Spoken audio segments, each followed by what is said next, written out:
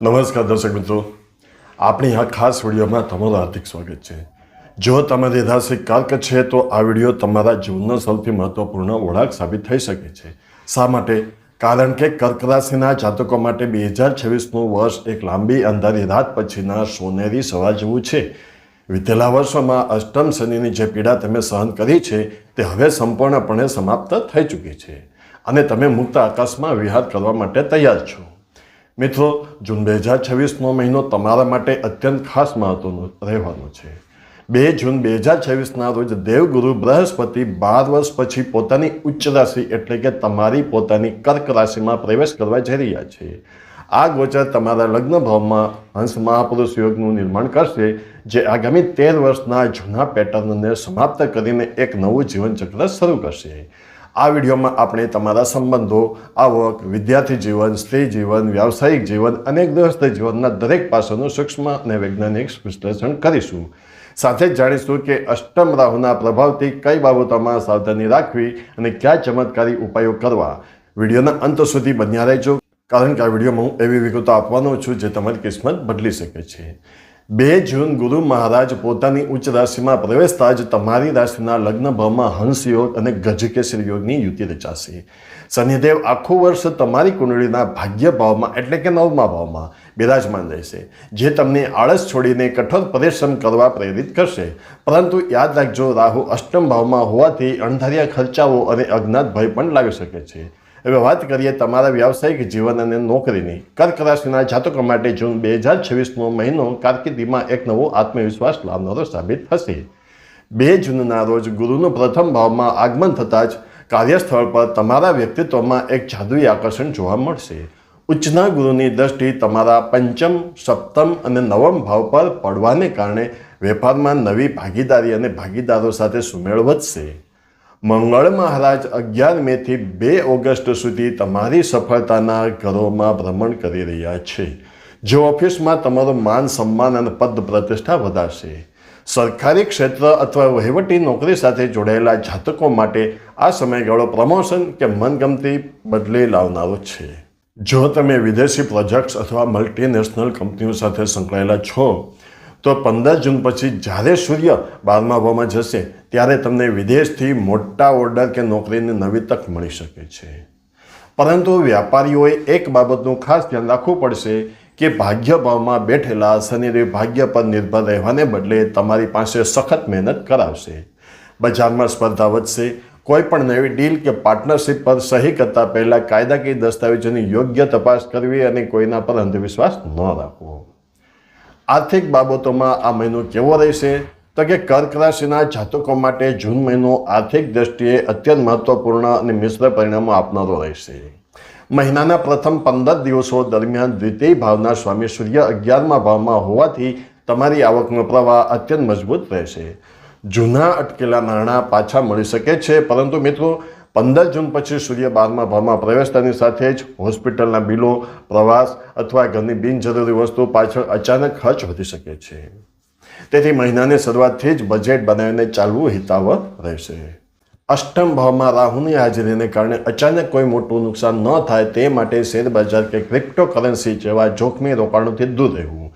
જમીન, મકાન અથવા સોનામાં લાંબા ગાળાનું રોકાણ કરવા માટે 2 જૂન પછીનો સમય અત્યંત શ્રેષ્ઠ છે, કારણ કે ઉચ્ચના ગુરુ મિલકતના સોદાને સફળ બનાવશે। ગૃહસ્થ જીવનની વાત કરીએ તો કેતુ બીજા ભાવમાં હોવાને કારણે તમારે તમારી વાણી પર ખૂબ સંયમ રાખવો પડશે। તમારાથી ક્યારેક અજાણતામાં એવું બોલાઈ જશે કે જેનાથી કૌટુંબિક સભ્યો નારાજ થઈ શકે છે। સત્ય બોલતી વખતે પણ નમ્રતા રાખવી જરૂરી છે। પિતાના સ્વાસ્થ્યને લઈને થોડી ચિંતા રહી શકે છે, તેથી તેમના નિયમિત ચેકઅપ પર ધ્યાન આપવું। પરંતુ 2 જૂન પછી તમારી રાશિમાં ગુરુનું આગમન થતાં જ પારિવારિક વિવાદોનો અંત આવશે। ઘરમાં શાંતિ અને હકારાત્મક ઉર્જાનો સંચાર થશે। પરિવાર સાથે કોઈ ધાર્મિક યાત્રા કે માંગલિક પ્રસંગનું આયોજન પણ આ મહિને શક્ય બનશે। લવ લાઈફ અને લગ્ન જીવન માટે જૂન 2026નો મહિનો કોઈ વરદાનથી ઓછો નથી। પ્રથમ ભાવમાં બેઠેલા ગુરુદેવ જ્યારે અમૃતમય દ્રષ્ટિથી તમારા સપ્તમ ભાવ એટલે કે લગ્ન સ્થાનને જોશે ત્યારે સંબંધોમાં રહેલા તમામ મતભેદ ઓગળી જશે। વિવાહિત જાતકો જીવનસાથી સાથે ગહન આત્મીયતા અને પરસ્પર વિશ્વાસનો અનુભવ કરશે. જેઓ લાંબા સમયથી સિંગલ છે અથવા યોગ્ય પાત્રની શોધમાં છે તેમના માટે જૂન મહિનામાં લગ્નના પાક્કા પ્રસ્તાવ આવવાના પ્રબળ યોગો છે. 29 જૂન પછી બુધ વક્રી થવા જઈ રહ્યો છે, તેથી પ્રેમ સંબંધોમાં વગર વિચારે અહંકારના ટકરાવથી બચવું, નાની ગેરસમજને શાંતિપૂર્વક સંવાદ દ્વારા ઉકેલવી જરૂરી રહેશે. કર્ક રાશિના વિદ્યાર્થીઓ માટે 2026નું વર્ષ સિદ્ધિઓથી ભરેલું રહેશે. જૂન મહિનામાં ગુરુનું ઉચ્ચ રાશિમાં ગોચર તમારી બુદ્ધિ અને એકાગ્રતામાં અદ્ભુત વધારો કરશે. ખાસ કરીને જેઓ સ્પર્ધાત્મક પરીક્ષાઓની તૈયારી કરી રહ્યા છે તેમને ગુરુ અને શનિ બંનેના સંયુક્ત આશીર્વાદથી મોટી સફળતા મળી શકે છે. 9મા ભાવનો શનિ ઉચ્ચ શિક્ષણ મેળવતા અને વિદેશ જવા ઈચ્છતા વિદ્યાર્થીઓને ધારી સફળતા અપાવશે, પરંતુ અષ્ટમ રાહુ મનમાં ક્યારેક ભ્રમ અને આળસ પેદા કરી શકે છે. તેથી શિસ્તબદ્ધ સમયપત્રક બનાવવું અને છેલ્લી ઘડીના રિવિઝનને બદલે નિયમિત અભ્યાસ કરવો. કર્ક રાશિની મહિલાઓ માટે આ મહિનો સામાજિક માન સન્માન અને આત્મવિશ્વાસ લાવશે. કાર્યરત સ્ત્રીઓને કાર્યસ્થળ પર પ્રશંસા અને નવી નેતૃત્વની ભૂમિકા મળી શકે છે. ગ્રહલક્ષ્મીઓ આ મહિને ઘરમાં કોઈ ધાર્મિક ઉત્સવ કે શુભ પ્રસંગમાં વ્યસ્ત રહેશે. સ્વાસ્થ્યની બાબતે ખાસ કાળજી રાખવી. જો તમને પીસીઓડી, હોર્મોનલ સમસ્યા કે એનિમિયાની ફરિયાદ હોય તો ડૉક્ટરની સલાહ સમયસર લેવી અત્યાવશ્યક છે. તમારા સંવેદનશીલ સ્વભાવને કારણે ઘરની નાની વાતોને મન પર ન લેવી. સ્વાસ્થ્યની દ્રષ્ટિએ આ મહિને મિશ્ર અસરો જોવા મળશે. મહિનાના શરૂઆતના દિવસોમાં પેટમાં ગડબડ, અપચો કે ઘૂંટણના સાંધાનો દુખાવો પરેશાન કરી શકે છે, પરંતુ 2 જૂન પછી પ્રથમ ભાવમાં બિરાજમાન થનાર યોજના ગુરુ તમારા માટે રક્ષા કવચનું કામ કરશે, જેનાથી શારીરિક ઉર્જા અને રોગ પ્રતિકારક શક્તિમાં જબરદસ્ત વધારો થશે. રાહુના પ્રભાવથી અનિદ્રા કે વધુ પડતું વિચારવાને લીધે માનસિક તણાવ ન થાય તેનું ખાસ ધ્યાન રાખવું.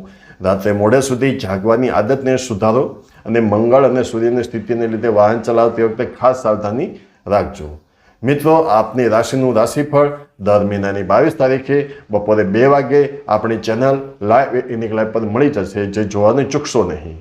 કર્ક રાશિના જાતકો આ મહિનાની સકારાત્મક ઉર્જાનો લાભ લેવા અને રાહુના દોષોથી બચવા માટે આ અચૂક ઉપાયો શ્રદ્ધાપૂર્વક અવશ્ય કરશો. રાહુ શાંતિ માટે દર સોમવારે શિવલિંગ પર ગાયનું કાચું દૂધ અને જળ અર્પણ કરવા. રોજ રુદ્રાક્ષની માળાથી ઓમ નમઃ શિવાયના જાપ કરવા. માનસિક શાંતિ માટે દરરોજ રાત્રે ચંદ્ર દેવતાનો વૈદિક બીજ મંત્રનો 108 વાર જાપ કરવો. બુધવારે ભગવાન ગણેશને દુર્વા અને મોદક ચડાવવા તથા શુક્રવારે ગરીબ લોકોને સફેદ વસ્તુઓનું દાન કરવું.